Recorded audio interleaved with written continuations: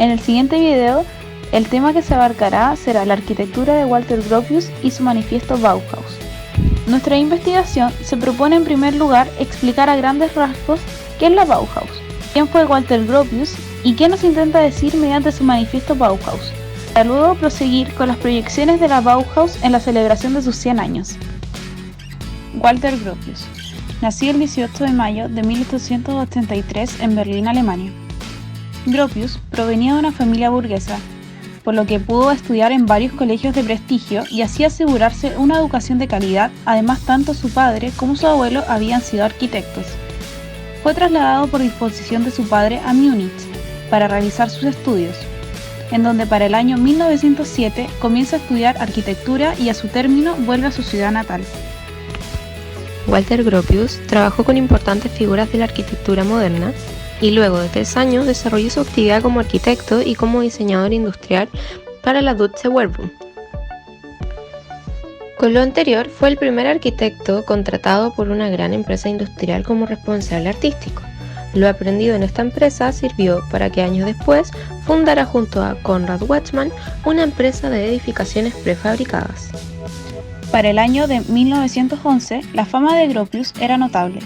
Su trabajo se popularizó con la construcción de las fábricas Faust de arquitectura revolucionaria. Aquí triunfaron los postulados del racionalismo arquitectónico en una estructura diáfana de hierro y vidrio.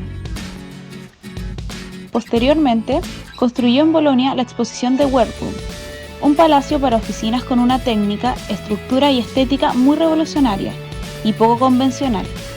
Sin embargo, por desgracia, la Guerra Mundial interrumpió su actividad de constructor, por lo que la obra tuvo que ser detenida.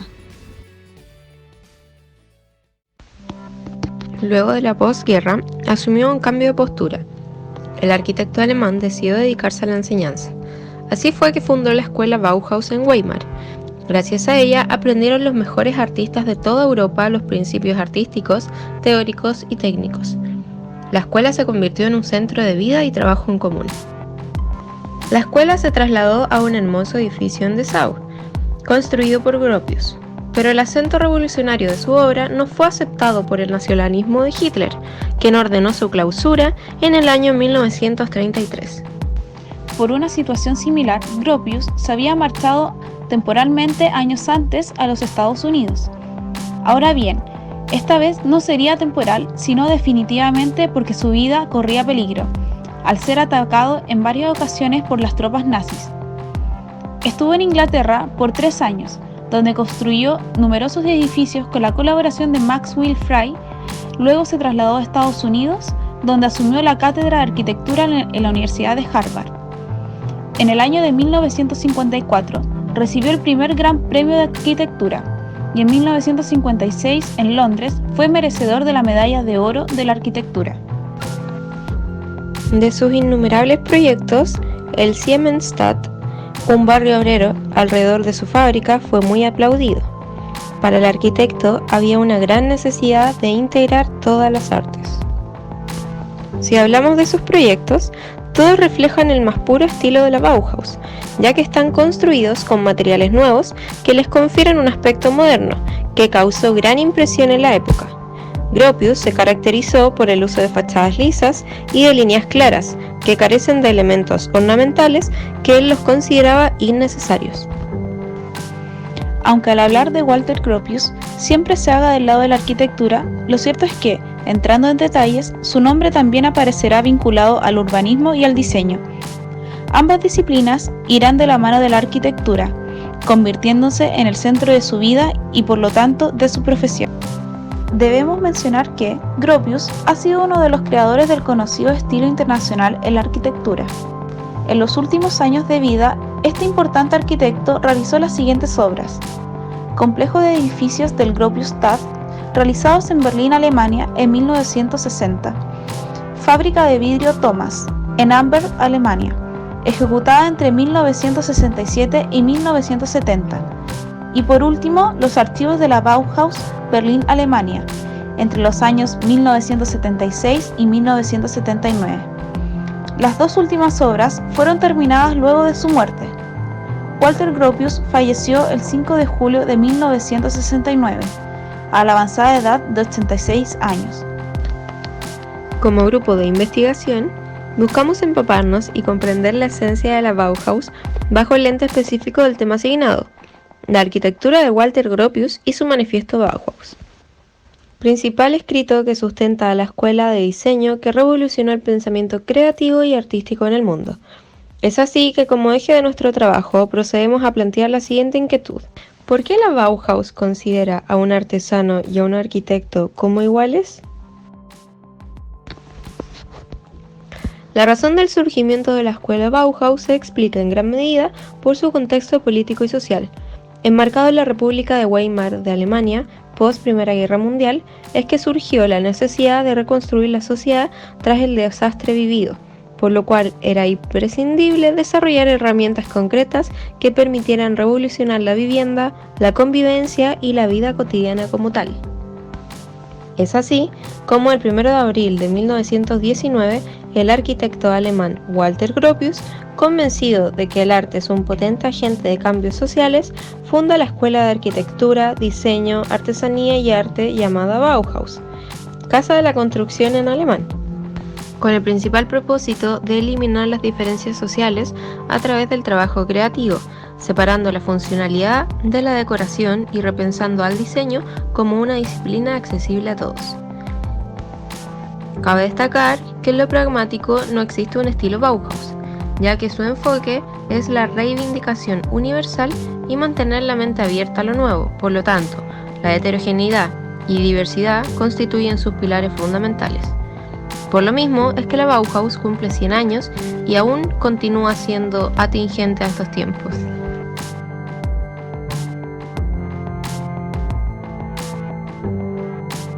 Gropius, a través de su manifiesto Bauhaus, logra capturar la esencia del concepto Bauhaus, bajando de todo escalafón a la arquitectura y el diseño. Este manifiesto se centra en la edificación y construcción, en el cual la decoración ha sido la tarea más distinguida de la gran arquitectura. Arquitectos, pintores y escultores deben ver la edificación en su totalidad y en sus partes, quedando su obra impregnada del espíritu arquitectónico que se ha ido perdiendo en el arte del salón. Para las escuelas de bellas artes de aquellos tiempos fue un paradigma confrontacional para llevar a cabo en esta unidad, ya que desde su perspectiva el arte debe conocerse y concebirse en talleres. Se plantea que el mundo de diseñadores y decoradores deben cambiar hacia un nuevo mundo de personas que construyen. Estos comenzarán prácticamente de nuevo su carrera, desarrollando plenamente su oficio y realizando toda actividad artística con profundo amor. Según el manifiesto Bauhaus de Walter Gropius, arquitectos, escultores, pintores, todos debemos volver a la artesanía, pues no existe un arte como profesión. No existe ninguna diferencia esencial entre el artista y el artesano, el que se relaciona directamente con la hipótesis ya mencionada. Este legado de Gropius se enfoca en que la base que funda esta afirmación deriva del buen trabajo de un artesano, siendo indispensable de alcanzar para todo artista, ya que en momentos de inspiración nace el arte inconscientemente de la obra de su mano, lo cual explica que el artista es un perfeccionamiento del artesano, siendo este la base del todo. El nuevo movimiento Bauhaus busca un nuevo gremio de artesanos sin las pretensiones clasistas que quieren erigir una arrogante barrera entre artesanos y artistas, como deseando, proyectando y creyendo en este futuro novedoso, el cual refleja una nueva fe dentro del arte. A pesar de expresar en tal manifiesto con tanto entusiasmo lo nuevo y desear romper esquemas como democratizar el diseño, aún sigue siendo una tarea difícil en una época tan marcada por artes asociadas a conceptos clásicos y románticos. Walter Gropius tiene como principal proyección de esta nueva idea el crear una nueva clase de artistas que pudiesen crear lo que fuese, sin considerar los clasismos de aquel tiempo, y comenzar a desarrollar este nuevo arte desde cero, aprendiendo las artes más básicas y crear una mirada fresca. Aun cuando se divisaba un escenario no muy exitoso, hoy parece evidente el principio de que la forma debe adecuarse a la función y la implementación de aquel nuevo arte, el cual está presente fuertemente en la arquitectura, las artes y el diseño en distintos países, como lo es en Latinoamérica, especialmente en Chile. La escuela alemana Bauhaus dejó una huella en el mundo, que se seguirá indagando en el transcurso del semestre, con el objetivo de responder con mayor fuerza la interrogante que ha movido esta investigación y post-narración.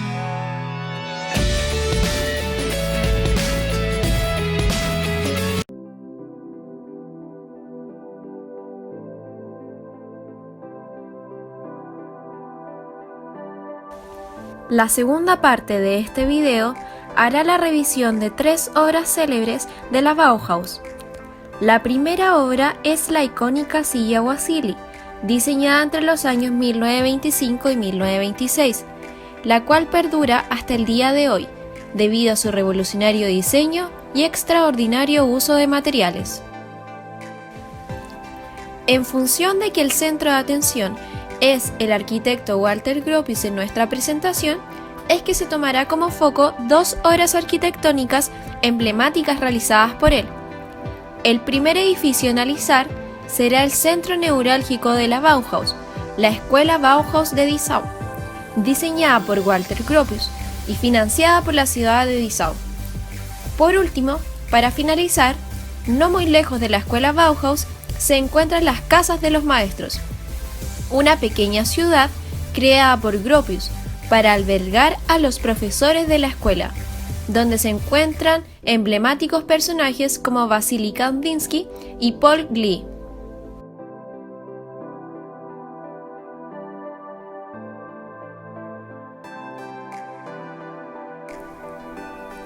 La silla Wassily fue diseñada por Marcel Breuer y su primer diseño data de los años 1925 a 1926, momento en el cual este hombre era el director del taller de ebanistería de Bauhaus en Alemania. También conocida como el modelo B3, fue ideada especialmente para la casa de Kandinsky en la ciudad Casa de los Maestros, en Dessau, Alemania. Aunque su diseño era especialmente para esta casa, pronto se dio a conocer.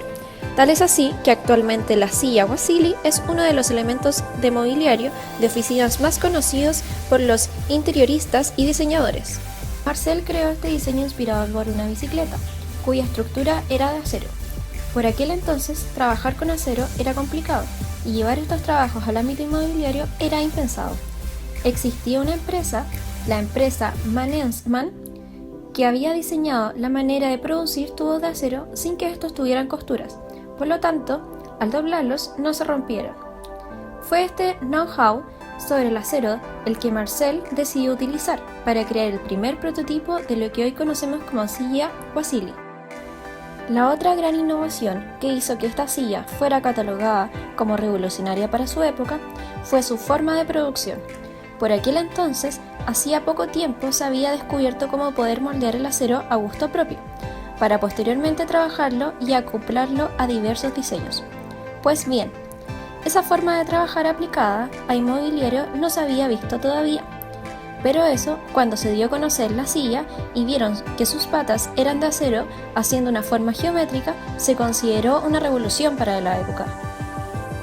Hoy en día, esta silla se ha convertido en uno de los elementos de inmobiliario de oficinas más codiciados. Su uso aporta una gran belleza y estética a las oficinas y además dota a las salas de un ambiente de modernidad. Dada su comodidad, es apta tanto para salas de reuniones como para despachos. Edificio de la Escuela Bauhaus. El simbólico edificio Bauhaus fue en 1925 el centro neurálgico del movimiento, la cual nació de la fusión entre la Academia de Bellas Artes y la Escuela de Artes y Oficios. El edificio fue financiado por la ciudad de Dessau y diseñado por Gropius. Algunos de los profesores fueron Paul Klee, Wassily Kandinsky, Annie Albert, entre otros. En el edificio de la Bauhaus se visualizan las características del movimiento racionalista: volúmenes puros articulados de manera racional, uso innovador de los nuevos materiales y una interrelación entre el interior y el exterior. El edificio se distribuyó teniendo en cuenta su función en 3 bloques interconectados por un puente que libera la circulación peatonal urbana. Y también contenía oficinas administrativas, además del taller privado de Gropius. En planta se visualiza la posición asimétrica de las salas, lo que en alzas lo transformaba en un edificio en perspectiva donde no había una vista central. Esta última contenía una sala y un escenario separados por medio de 3 puertas plegables del comedor universitario, lo que convertía a toda la sección en un gran espacio. El bloque de departamentos es el volumen más compacto, solamente interrumpido por los balcones en voladizo y sus ventanas. Este bloque correspondía a las funciones administrativas. La Casa de los Maestros. Esta última obra de la cual vamos a hablar corresponde a un conjunto de 4 viviendas para los maestros de la Bauhaus. Se levantó en el año 1925 dentro de un terreno muy cercano al edificio de la Escuela Bauhaus en Dessau. Una de las viviendas sería para el maestro Gropius y las otras 3 serían pareadas para los profesores de la escuela, donde se encuentran los pintores Kandinsky y Paul Klee, entre otros icónicos personajes. Las casas de los maestros fueron construidas como manifestaciones de la vida moderna. Estaban compuestas por formas claras y cúbicas, con grandes ventanales. La simplicidad de su criterio estético abarcaba todo, desde sus fachadas a los tiradores de las puertas, las estanterías, las sillas, la cocina o incluso la lavadora. Gropius y su esposa, quien en realidad solo vivió en su casa 2 años, no se cansaban de señalar a sus visitantes e invitados la eficiencia y la higiene de esta nueva forma de vida que habían diseñado. Sin embargo, el conjunto de estas 4 casas también demuestra que una institución como la Bauhaus era jerárquica. Mientras que los 6 maestros tenían cada uno una casa adosada bastante modesta, el director Bauhaus Gropius se construyó una casa mucho más grande, similar a una villa. Tenía habitaciones para la servidumbre, así como un garaje para su coche especial con chofer.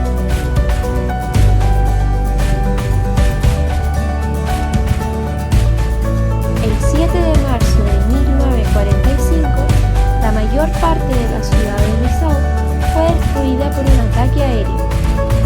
La villa de Gropius y la vecina casa de Montpellier fueron severamente dañadas, quedando incluso esta última completamente destruida.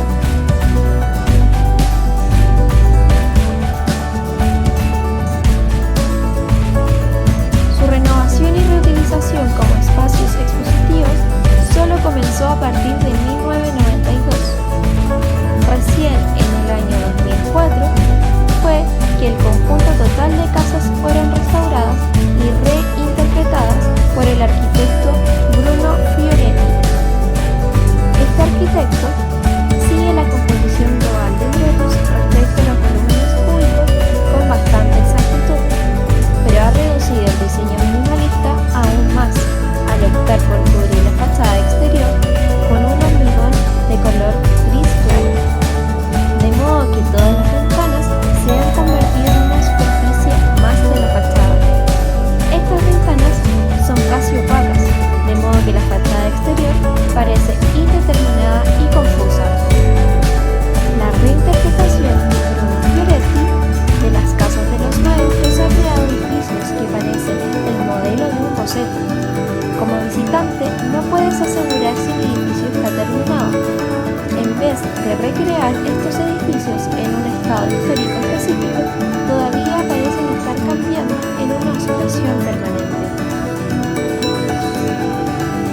En el aniversario número 100 de la Bauhaus, es importante identificar qué representó esta escuela de artes y cómo sigue influyendo hasta hoy.